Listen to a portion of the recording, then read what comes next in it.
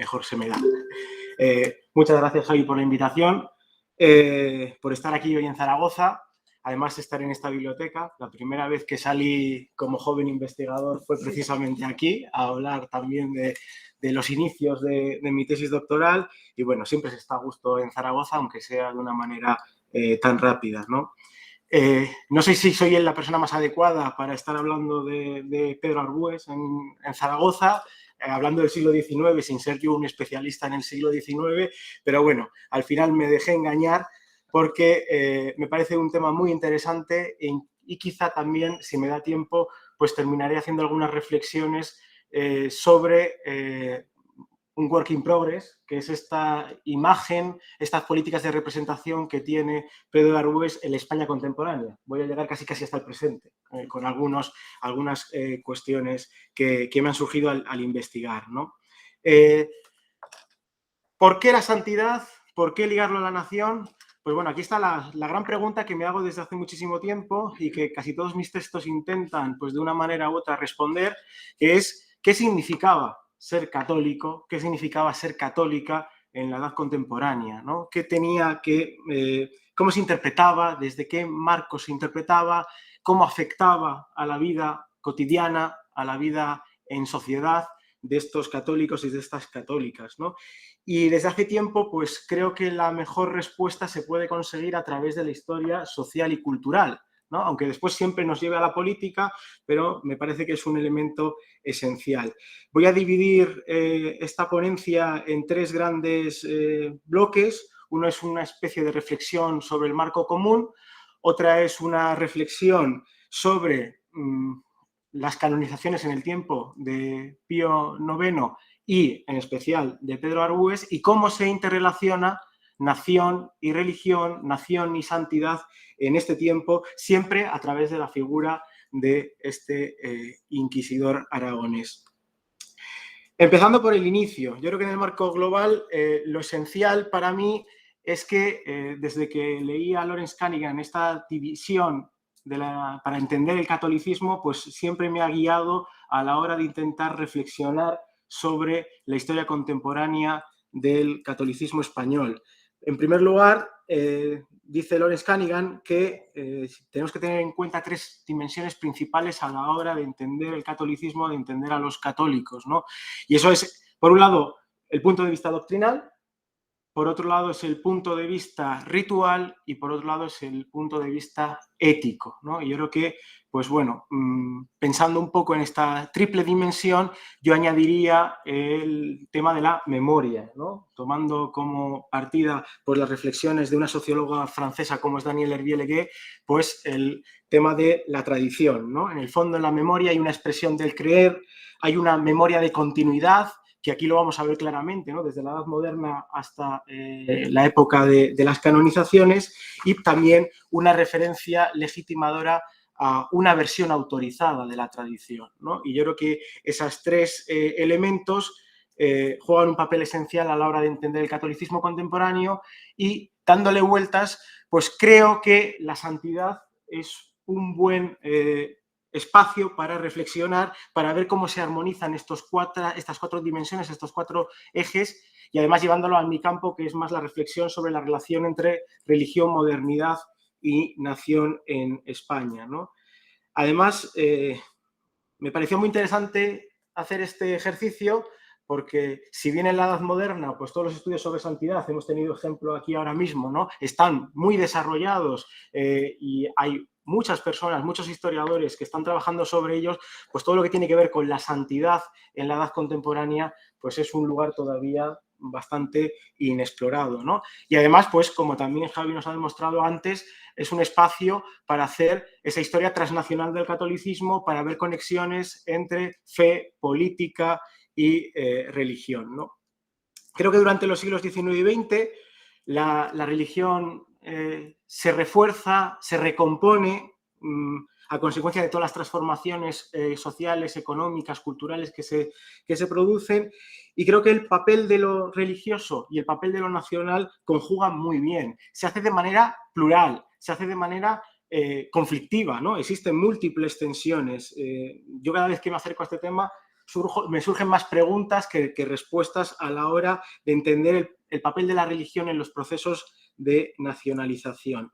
Yo creo que al final los procesos de canonización y de beatificación en el siglo XIX, especialmente los pontificados de Pío IX y de León XIII, son un buen elemento para poder ver cómo los santos juegan un papel teopolítico, es decir, religioso y político, y cómo, pues al final, están relacionados con una memoria colectiva, con una manera de expresar la religiosidad, pero también de expresar la identidad nacional, ¿no?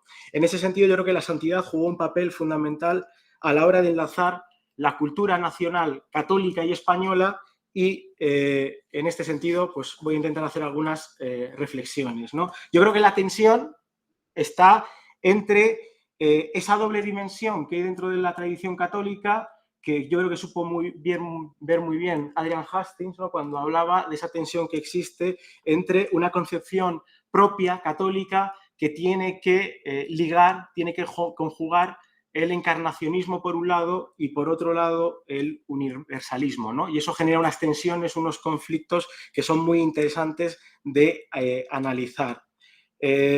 Bueno, algunas cuestiones que tienen que ver con la santidad en los pontificados de Pío IX y León XIII. Es en estos pontificados cuando se incrementa exponencialmente el número de procesos de canonización y de beatificación, ¿no? La última canonización, antes de las de Pío IX, se produjeron en mayo de 1839 con Gregorio XVI, cuando elevó a los altares a personajes como Alfonso María de Ligorio o Verónica Giuliani.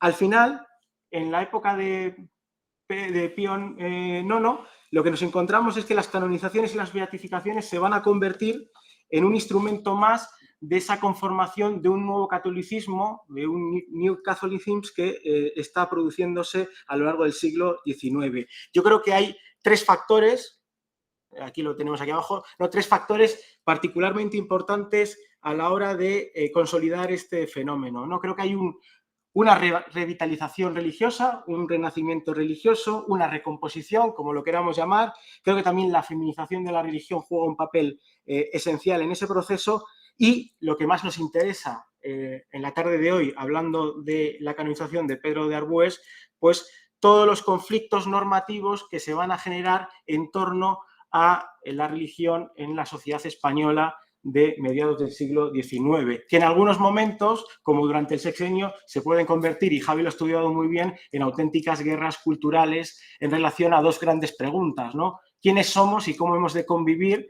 Y entonces, ¿qué papel juega el catolicismo en la definición nacional, ¿no? Con todo eso, también se genera todo un proceso de politización de las devociones, y yo creo que también hay una politización de la santidad, ¿no? En este sentido, juega un papel esencial la consolidación de la centralización del poder dentro de la Iglesia Católica, que ya se había empezado con el Concilio de Trento, pero que en estos momentos, con Pío IX, es cuando se carga también desde una perspectiva devocional, ¿no? Toda la devoción papal al pontífice que se genera en esta época y que se liga con otras devociones que pueden ser, pues antes hablábamos de las advocaciones marianas, de las apariciones marianas, puede ser el Sagrado Corazón de Jesús, o puede ser también todo tipo de peregrinaciones que Javi también ha estudiado, ¿no?, para el siglo XIX, o en este caso también las canonizaciones, ¿no? Yo creo que en el proceso de canonización, cómo afectan los procesos de canonización en el debate público internacional y también en el debate público español, se ve claramente cómo hay una conexión transnacional, un catolicismo que va a empezar a adquirir un perfil similar, y cómo los debates se replican en estas cuestiones, ¿no? Y muchas de las cosas que nos ha contado Javi antes, pues también se producen a nivel español, a nivel local en Aragón, en el tiempo de la canonización de Pedro de Arbués, ¿no? Más cuestiones.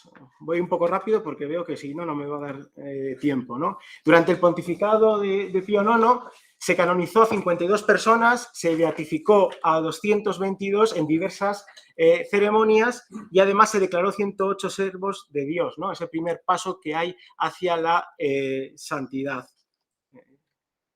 Aquí está. La solemnidad de estas celebraciones buscaba generar un efecto en la política de su tiempo y destacaba la preeminencia de la Iglesia y de su cabeza visible, ¿no? En este tiempo se proclamó a San José como patrono de la Iglesia Universal, se nombró a doctores de la Iglesia, a personajes de reconocido prestigio como San Hilario de Poitiers, San Francisco de Sales, San Alfonso María de Ligorio, y se celebró por todo lo alto ese 18 centenario del martirio de los apóstoles Pedro y Pablo, cuando se canonizó pues, a Pedro de Arbues, con además los mártires de Gorkum, ¿no? Los mártires holandeses de Gorkum. Por su parte, con León XIII se canonizó a 148 personas y se beatificó a 114 y se declaró 103 siervos de Dios, ¿no?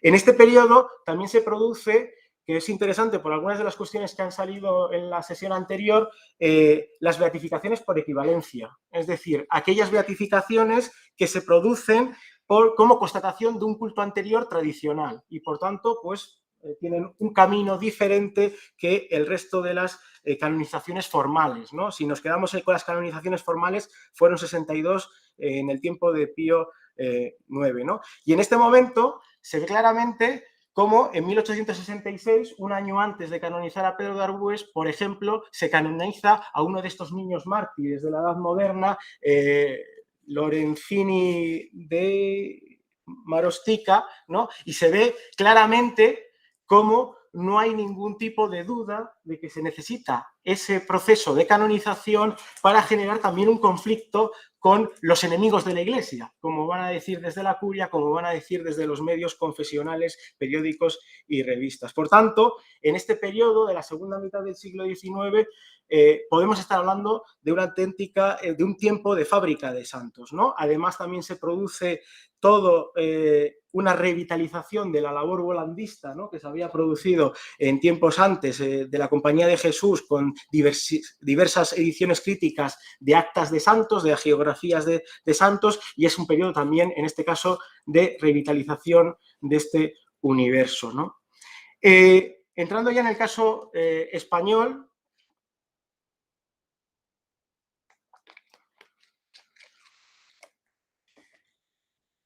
no hubo momento en el que, a través de las múltiples canonizaciones de santos españoles, de religiosos, sacerdotes españoles, no se produjese un conflicto a nivel de prensa, en este momento un conflicto a nivel de conversación pública en la prensa, en las revistas, sobre el papel que jugaban esos santos en la memoria y en la tradición española, ¿no? A mí me gusta esta frase que tiene el consulto de los párrocos, ¿no? Hablando de, oh, qué ejército de protectores en el cielo dio el Santo Padre a su iglesia militante en esta tierra, ¿no?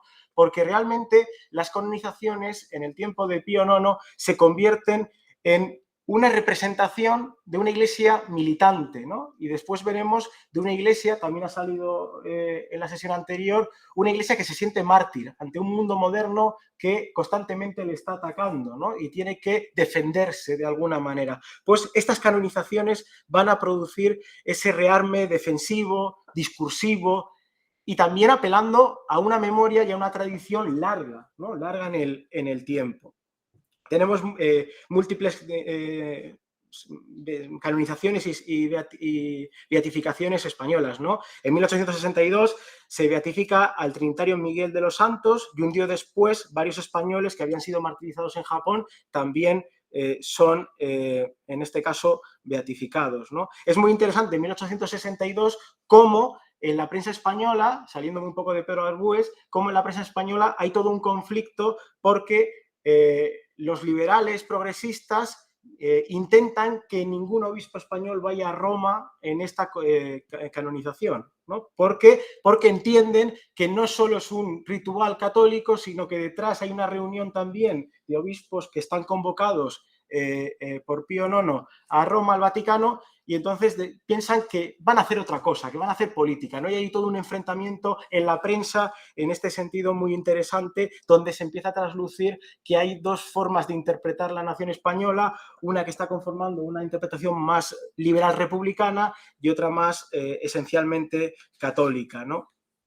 Por tanto, creo que estos discursos, la imaginería, no me da tiempo a hablar de la imaginería, pero pues viendo la exposición del profesor Serrano, pues es importantísimo, ¿no? También cómo se desarrolla toda una imaginería en este momento, ¿no? Y es interesante cómo en la prensa, en las revistas católicas del momento, sobre todo, más allá de los santos o de los beatos, en ese momento la figura del romano pontífice juega un papel esencial, ¿no? Es decir, siempre hay un papel en el que se habla del santo, del beato, pero siempre se termina con una gran ovación del romano pontífice, ¿no? Utilizando pues, palabras como maestro de sana doctrina, prolongación de la encarnación de Cristo, Bembo encarnado, ¿no? Está produciendo toda esta devoción a la figura de Pío IX, ¿no? En algunos momentos también algunos católicos españoles critican esta devoción en la prensa, ¿no? Hay momentos en los que se produce también una cierta tensión, ¿no? Pequeña, pero a veces se muestra, ¿no? El caso de Pedro de Arbués, yo creo que es un elemento que nos permite ver cómo se delimita la nación, y en este caso cómo se delimita la nación española definida como esencialmente católica, ¿no? Es un reforzamiento de la identidad colectiva y Pedro de Arbués va a jugar el papel de depósito de una memoria histórica, de una memoria cultural, ¿no? El proceso de canonización va a ser iniciado por la curia, en este caso, ya los propios documentos de ese momento desde la curia ya indican que se está jugando en el campo de la política, porque por un lado tenemos a los mártires de Gorkum, mártires holandeses, que en su decreto de canonización ya se lanzan algunos dardos hacia la familia real holandesa y hacia la situación política en Holanda, y en el caso de Pedro de Arbués, pues directamente se responsabiliza a los judíos de su asesinato, y además, pues bueno, se le compara con Cristo, diciendo, bueno, como a Cristo le mataron los judíos, y además también, pues fue traicionado por dinero, fue traicionado y murió por su pueblo, ¿no? Hay toda una configuración de Pedro de Arbués como una comparación con Cristo.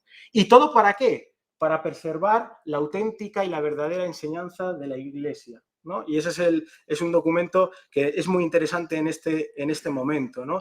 Incluso un año antes, el prefecto de la Congregación de los Ritos proclamó que Dios Todopoderoso, en su sabia providencia, eligió que la Iglesia Católica triunfara una vez más sobre los judíos. Es decir, el antisemitismo, que era algo que ha salido en la ponencia del profesor Olaf Laske, pues nos encontramos también con esa relación, ¿no? Y constantemente, también nos lo ha señalado antes Javi, esa relación que existe entre masonería, liberalismo, es decir, todos los enemigos de la Iglesia que están en interrelación contra su subsistencia, ¿no? En ese sentido, me parece que también es importante destacarlo. En el caso español, bueno, había traído también la imagen que hemos traído todos, ¿no? Pero en el caso español, yo creo que se produce una auténtica canonización de la Inquisición. Eso lo dicen algunos autores alemanes como crítica, pero desde el ámbito español, desde el catolicismo español, no se dice nunca canonización de la Inquisición, pero en el fondo los textos traducen eso, ¿no? Se está canonizando a la Inquisición porque la Inquisición jugó un papel esencial para defender la identidad nacional española, la identidad española católica, para defender esa memoria católica, y también se produce todo un juego entre la verdad y el error, ¿no? Y no se puede desligar este proceso de canonización de Pedro de Arbués con todo el papel que juega el sílabus de los errores, ¿no? en este momento, ¿no? Algunas cuestiones que me parecían interesantes, incluso antes de la propia canonización, me he encontrado con un texto que se titula Misterios de la Inquisición y otras sociedades secretas en España, de un seudónimo francés, Víctor de Fereal, que no sabemos, es un seudónimo discutido, al menos yo no he encontrado exactamente quién es, pero es una novela un tanto tremenda, ¿no? En el que pues está llena de tramas conspirativas, se relaciona a Pedro de Arbués en relación con la Garduña, se habla de toda una serie de conspiraciones, de peligros, etcétera, pero lo más interesante no es tanto la novela en sí, ¿no? Que es una novela anticlerical al uso, sino que uno de los colaboradores que hace anotaciones históricas es un liberal español exiliado que se llama Manuel Coendías, que hace una nota histórica a toda la novela, ¿no? Para darle realce histórico a todo lo que se cuenta ahí, ¿no? Y ahí podemos leer que el liberal exiliado dice: Pedro de Arbués, al mismo tiempo que es un personaje histórico, representa la Inquisición, especialmente la mayor parte de inquisidores. Sus excesos, sus crueldades, sus debilidades, sus iniquidades y su hipocresía son el cuadro fiel de los excesos, de la crueldad, de la debilidad, de la iniquidad y de la hipocresía de la mayor parte de inquisidores y de un gran número de sacerdotes. Y ese va a ser el auténtico juego que se produce en el tiempo de la canonización, pero se va a mantener a lo largo de las décadas posteriores en el conflicto entre clericalismo y anticlericalismo, entre laicismo y catolicismo en España. ¿Por qué? Porque, por un lado, va a haber una lectura pues, liberal, republicana, laicista de la nación española, que constantemente va a estar achacando que Pedro de Arbués es la representación de esa España que no queremos, de esa España que tenemos que alejarnos de ella, ¿no? Y constantemente va a aparecer en la prensa anticlerical, va a aparecer en todo tipo de prensa liberal y republicana esta idea, ¿no? Y es muy llamativo que, repasando algunas cuestiones sobre la canonización, después yo volví a mis apuntes de la tesis doctoral de la lectura de textos anticlericales durante la Restauración y no me había dado cuenta de algo que empieza a resonar mucho, ¿no? Y es que en todos los textos, voy a poner un ejemplo del diario republicano El País de 1900 que dice lo siguiente: si Torquemada, Pedro de Arbués, Daza y Cisneros se hubiesen andado en sensiblerías rehusando quemar, atormentar, encarcelar y proscribir a tanto hereje, ¿qué sería hoy de España? Figuraría al lado de Francia, Inglaterra o Alemania, pueblos ricos y prósperos en la tierra, pero que producen más condenados orejotes que este país de María Santísima. Es muy llamativo cómo, metiendo en mi base de datos Torquemada, Arbués, son una pareja, que van unidos constantemente, ¿no? Y representan lo peor de esa España que quieren dejar atrás liberales y republicanos, ¿no? La prensa anticlerical constantemente está haciendo chanza de Torquemada, de Pedro de Arbués, incluso José Náquens, el director del Motín, uno de los diarios principales de anticlericales del momento, pues tiene un texto en el que reflexiona sobre si podría convertirse al cristianismo. Y señala que, bueno, que no se podría convertir al protestantismo, quizás sí al catolicismo. Y pone ejemplos de textos de protestantes españoles que dicen, bueno, al final son más intolerantes incluso que los católicos. Eso sí, como llega al cielo y esté en la entrada Torquemada y Pedro de Arbués, me vuelvo al infierno, no me busquen ahí, ¿no? Por tanto, esta idea, esta imagen, esta política de representación de Pedro de Arbués junto a Torquemada como esa España que quieren dejar de lado, que no les interesa, ¿no? Y continúa el proceso, pues incluso hasta la Segunda República, ¿no? Y yo traigo dos textos de la Segunda República que me parecen muy interesantes para ver esa relación que existe, esa continuidad que existe, ¿no? Por ejemplo, cuando el ministro de Justicia, el radical socialista Álvaro de Albornoz, habla e intenta leer la realidad social desde 1935, creo que es el apunte, perdón, el 35 no, del 36, él dice, bueno, es que religión y monarquía están en contra de república y libertad. ¿Y quién mejor representa la monarquía y la religión que Pedro de Arbués y Torquemada, ¿no? Vuelve a tener otra vez ese enlace, ¿no? Pero tenemos la contraparte, que es en Acción Española. En Acción Española tenemos otro texto que me he adelantado un poquito. Un texto de Carlos Miralles, un político de Renovación Española, que además se dice descendiente del santo, ¿no? Y por tanto lo lleva muy a pecho, y es un canto a la Inquisición, ¿no? Y ahí se puede leer: No se enmendaron ni acomodaron con la nueva represión a aquellos judaizantes y apelaron a constantes conspiraciones y horribles crímenes y sacrilegios. Establecida 2 años después que en Castilla la Inquisición en Aragón, por las gradas del presbiterio de la SEA corrió en 1485 la sangre del inquisidor de aquel reino, San Pedro de Arbues, a las manos sacrílegas de los neófitos judaizantes de Zaragoza, inquisidor de Aragón, San Pedro de Arbues, cuya sangre tengo en mis venas con orgullo. Y terminaba diciendo, en enero de 1936, miramos qué papel podrá desempeñar en nuestra contemporaneidad una institución que cuando la Europa entera ardía en guerras y calamidades, cuando la discordia, el odio y los rencores y la saña toda del humano linaje desenfrenado la asolaban por obra y gracia de la herejía, permitió al rey prudente, a don Felipe II, pronunciar estas palabras que hacen brotar nuestra envidia. 20 clérigos mantienen mis reinos en paz, ¿no? Por tanto, es este juego que se mantiene a lo largo del tiempo, ¿no? Y que llega hasta la Segunda República, como digo. En el caso de Pedro de Arbues, también nos encontramos con una interrelación que existe entre la identidad local, la identidad regional y la identidad nacional, que además se tiene que conjugar con la identidad católica universal, ¿no? Pues en este caso, en los gozos de San Pedro de Arbues se puede leer, viendo en vos, viendo en vos los detractores de la religión cristiana, de los obstáculos mayores a su intención, torpe y vana, de asesinos los traidores os ponen luego cercado, ¿no? Escribió uno de sus biógrafos.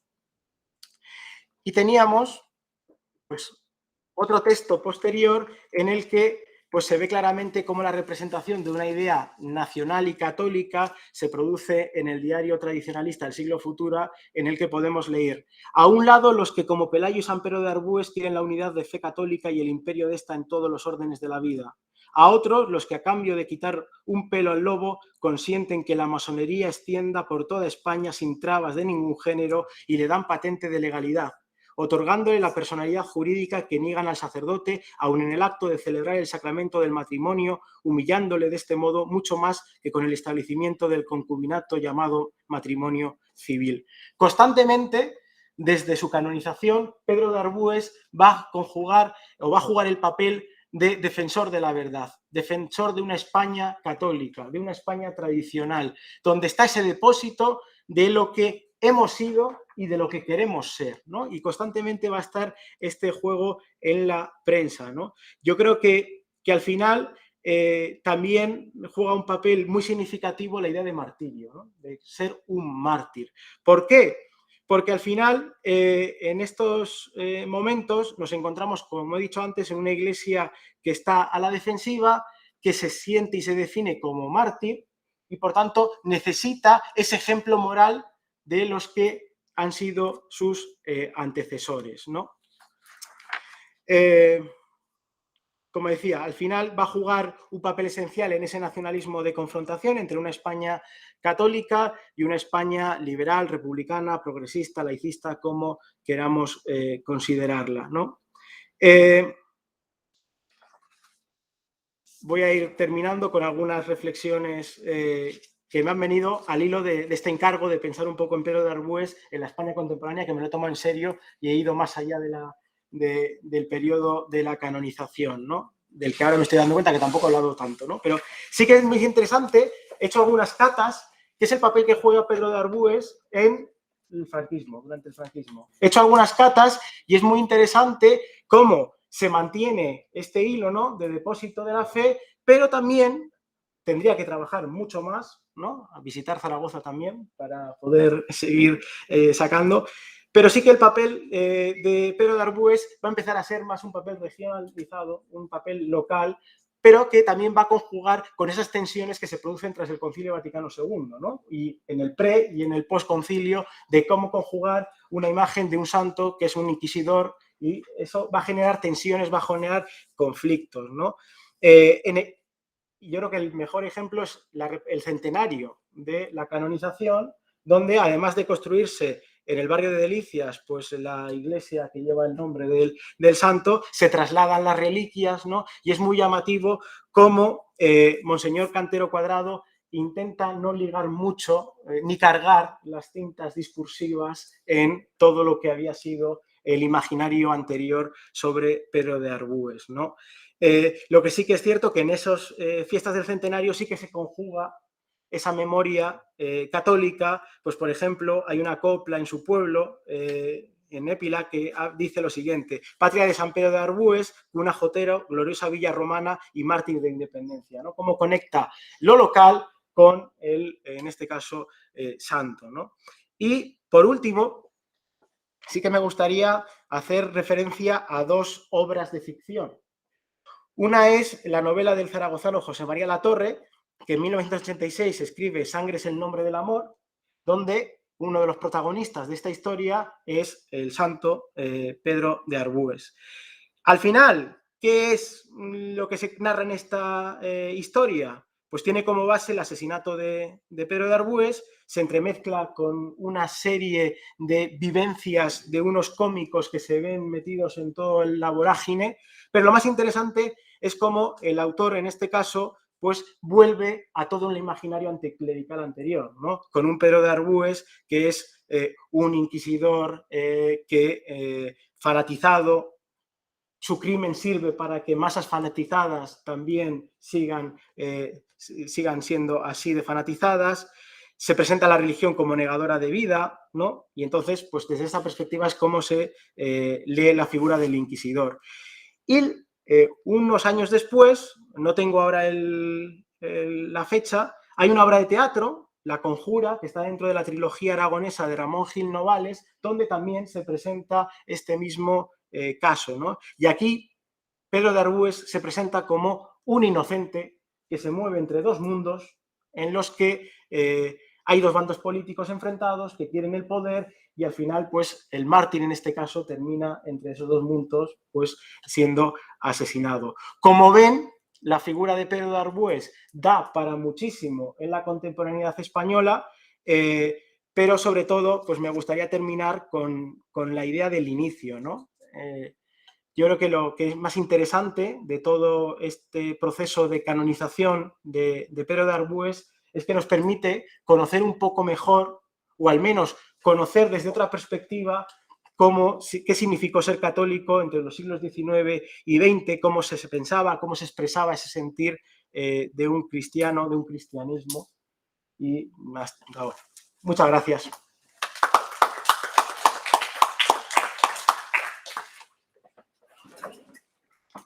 Bueno, pues vamos un poquito, nos hemos pasado un poquito de hora, pero bueno, tenemos tiempo para abrir un debate. Sé que estamos cansados y cansadas, pero bueno, podemos hacer algunas, si tenéis alguna pregunta, pues o alguna cuestión para los ponentes. Que yo creo que han captado muy bien esa dualidad, ¿no? de la figura de Arbúes entre víctima y agente, ¿no? Quizás, bueno, no sé. ¿Hay alguna...? Sí, Xavi. Xavi Andreu.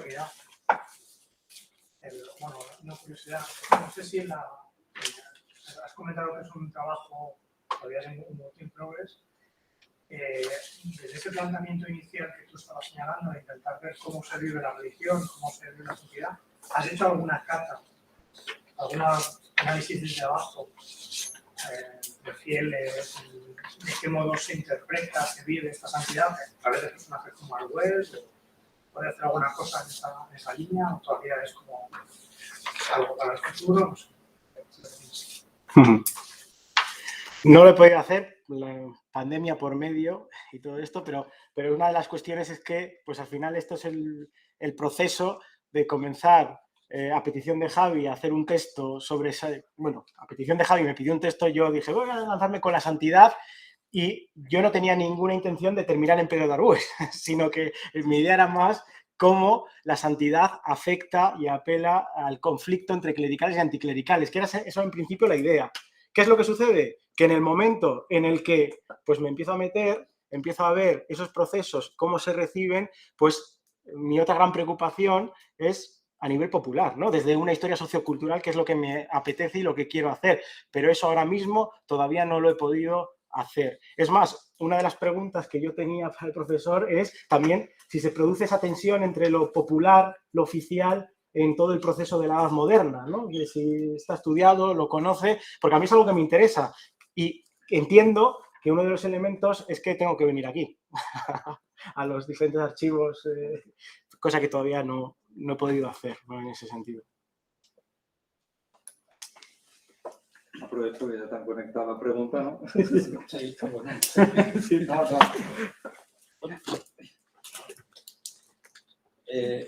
Lo cierto es que esos aspectos faltan todavía por estudiar de manera más sistemática.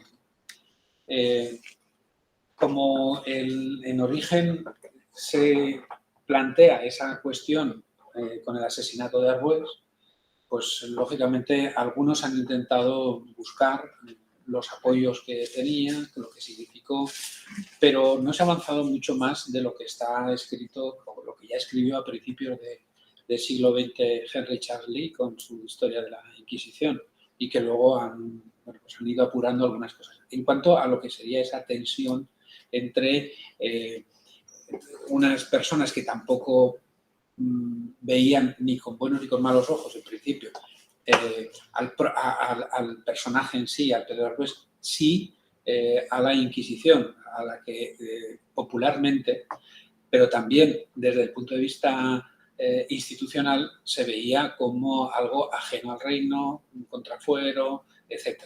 Entonces, claro, conectar eso con el asesinato es lo que estos autores dicen que lo que pretendía era exacerbar precisamente el odio hacia los judíos, que las clases populares clamaran contra ellos por el asesinato y de esta manera poder instalar de manera adecuada la Inquisición. Por lo tanto, la tensión primera estaría ahí.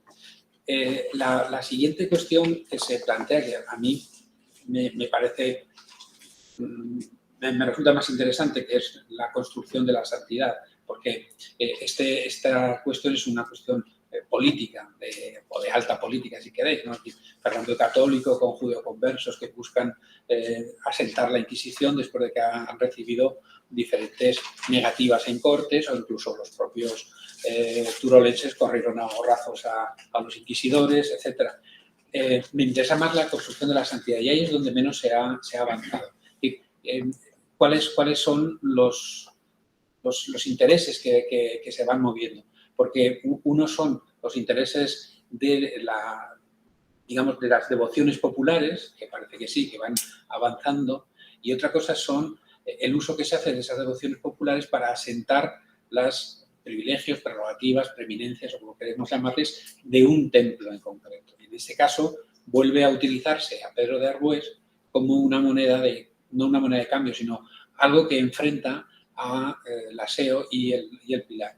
Esa tensión se rebaja a partir ya no obstante de la beatificación. La beatificación se produce 11 años antes de la bula de unión de ambos cabildos, con lo cual la tensión se rebaja a partir de ese momento. Pero sí, a mí me sigue pareciendo que es más interesante, y es lo que falta por construir, así como hay esas cartas que sí están más o menos claras, la construcción y los apoyos y la devoción popular, pues ya es más difícil. Los historiadores del arte, que ya digo que gracias a ellos sabemos muchas más cosas, sí que tienen una idea, o por lo menos dicen, en aquellos lugares donde existen objetos devocionales, es que hay devoción. Por tanto, busquemos también esos objetos devocionales, al menos en lugares de culto público o de interés público. El caso, por ejemplo, de la ermita de Jaraba. La ermita de Jaraba, que es donde está ese cuadro, era un lugar muy visitado, incluso ahora, sobre todo por los que tienen problemas de riñón, porque las aguas son medicinales, y a donde acudía precisamente el fundador de la Universidad de Zaragoza, Pedro Cervuna. Pero ese es un lugar público y de mucha gente. Entonces, bueno, pues cosas de este tipo son las que faltan por estudiar y que estamos en ese proceso de construcción de esas investigaciones. Geraldine, gracias. No entiendo todo, pero tengo una pequeña pregunta. Can I say it in English and then you can translate? I try. I do my best. It's a detail. it's, you know, when there was a painting and Professor Serrano said that, you know, he had the Dominican cross and he was never a Dominican. Yeah. So is that an important detail, and what role did it play, or maybe it's totally insignificant? The fact that Sí, por la cruz de los dominicos, si juega un papel importante o no en la In this particular image or in general? no, in general, I mean, was it current represented as a Dominican or just this particular painting? que si fue frecuentemente representado como dominico. No, eso es lo que he estado diciendo precisamente. En esa pintura es cómo se representa, lo representan como dominico, aunque no lleva los hábitos de dominico. Y en el resto no aparece como dominico. Lo que sí lo identifican es con San Pedro de Verona, que es otra cuestión, es por lo de San Pedro, pero la pintura era interesante porque es la única en la que aparecen, ¿eh? Por lo menos los historiadores han detectado eso. En cambio, en los otros no aparecen. Sí que sigue vestido como canónigo. La escultura de Bañón, que he puesto hacia el final, va vestido exactamente igual que la de Felipe de Cáceres, que la de las otras estampas que hemos visto, con hábito canonical, que es como se le representa, con alzacuello, etc. Pero no con esa cruz de los dominicos. Solo es en esa, a menos que conozcamos hasta ahora. Pero sí se les identifica con los dominicos a través de San Pedro de Verona, por ser los que mantenían la Inquisición. También en eso juega un papel muy importante, ya lo he dicho, el inquisidor general Aliaga, el que es nombrado inquisidor general por Felipe III en 1619, porque Aliaga sí que es dominico y además es uno de los personajes significativos del convento de predicadores, el convento de dominicos en Zaragoza, que es el hermano además del que fue arzobispo de Valencia, Isidoro de Aliaga, que también tiene muchos problemas con los santos, con estos santos que no llamamos, con Simón, por ejemplo. Bueno, pues voy a coger la palabra yo porque la otra vez me quedé sin hablar. Sí, and then first I speak, okay. and then you. No worries. Tengo tres comentarios o tres dudas que me surgen, porque claro, perdón, ahora estoy releyendo lo que veía en el proceso de canonización y los argumentos que se movilizan y me surgían varias dudas. O varios elementos que me gustaría que se podrías aclarar. Uno es la imagen del judío, ¿no?, que se ofrece en los documentos, en las imágenes, en los textos. Cómo si evoluciona, si hay una evolución, es una misma imagen o con unas mismas características, rasgos, etcétera. O sea, si hay una evolución en la leyenda en torno a la participación. Precisamente en relación con eso, hay algunos autores del 19 que argumentan que claro, que al final fueron también nobles aragoneses los que están detrás del asesinato y que por tanto tratan de exculpar un poco a los judíos, ¿no? Y que es un tema que me interesa, ¿no? Como que es un argumento que utilizan para evitar responsabilidad, ¿no?, en el asesinato y por lo tanto para exonerar la culpa de los judíos. Y el argumento que no lo has mencionado, pero que sí me parece interesante, el después del asesinato, inmediatamente después del asesinato, esa especie casi de pogrom que va a estallar y hay una visión muy idealizada, o no lo sé si es idealizada, al menos en los textos que yo he manejado, es muy idealizada el papel que tuvo el arzobispo de Zaragoza frenando a las masas para que no acabaran con todos los judíos. Sin embargo, el resultado del proceso es brutal. O sea, las condenas a muerte son de un carácter ejemplarizante, con mutilación. No me acuerdo si había mutilaciones o había descuartizamiento. Sí. Perdona igual por tantas preguntas de golpe. Bueno, no sé, la cuestión como siempre es uno puede preguntar, otra cosa es que se sepa responder. Voy a inventar alguna cuestión. Empiezo por el final. Bueno, sobre el papel del arzobispo, quien mejor puede contestarte es Jaime Lippe, que ha hecho la tesis sobre Alonso de Aragón. Entonces, bueno, pues esta imagen de Alonso de Aragón montado a caballo recorriendo la ciudad, haciendo estas cosas, es una imagen, parece ser que poco realista. Pero, entre otras cosas, también porque en estos años tampoco es que sea un personaje con un asentamiento muy fuerte en la ciudad. Yo creo que está, ya digo, muy idealizado y tiene que ver con la cuestión de la responsabilidad de la nobleza, que evidentemente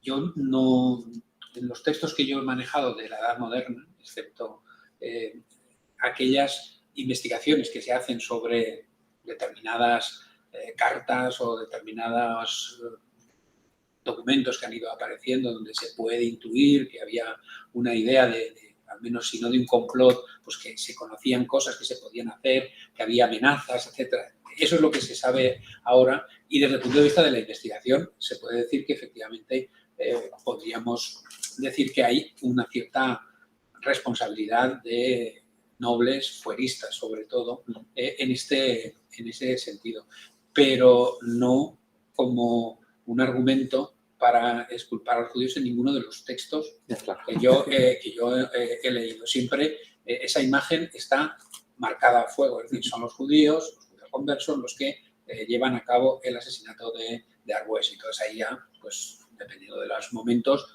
con mayor o con menor crudeza se van descubriendo todo ese tipo de cosas. Sobre la evolución del judío, ciertamente en la imagen del judío, en la descripción, no hay muchos relativos cambios. Y en la imagen que se da del judío, o sea, la imagen visual del judío, la primera vez que aparece es en la propia tumba de Arbues, la escultura, el relieve, mejor dicho, de Gil Morlanes el Viejo, que es del año 1490, encargado por Fernando el Católico. En el frontal es donde hay una imagen que es la icónica, es decir, se ve arrodillado a San Pedro de Arbues, con roquete, etcétera, y un personaje vestido con un cuchillo o una espada, que a veces sale más larga, más estrecha, dándole el tajo. Esa imagen es la que hemos visto en Villafranca, en el Epítome, en todos estos, sin modificar. Cuando se modifica es cuando en el barroco pleno empieza a identificarse la maldad humana con el salvaje, con el desnudo, y es cuando aparecen los judíos desnudos. Pero hasta esa imagen que os he puesto de 1690 no aparece otra imagen distinta de lo que es el judío. Y evidentemente el Pogrom casi, los autos de fe, que son además durante 6 años, me parece que hay 8 autos de fe, no sé si son 6 años 8 autos o 8 años 6 autos, pero en definitiva hay un montón de autos de fe que van saliendo, mucha gente, incluidos mucha gente vinculada al mundo foral e incluso a la corte. Gabriel de Sánchez es penitenciado, pero la mayor parte de los culpados, Esperandao y todos estos, se les descuartiza y, como habitualmente, se les descuartiza o se queman o se ponen los cuartos en diferentes lugares de la ciudad, en las puertas de entrada de la ciudad, que se suele hacer. Ignacio, tenías una pregunta y yo creo que si tenéis a bien, cerramos ya con la pregunta. Estamos un poco ya a estas horas. May I or not? Yes, Okay. please. But I'd say like Sure. the last question. So, Just to finish. I had 10 questions, but I will give you just one, okay? Let's say 3 then. And we are even. So, thank you for your very interesting intervention on Arbues, which I didn't know, so I just thought from you. Whole intervention.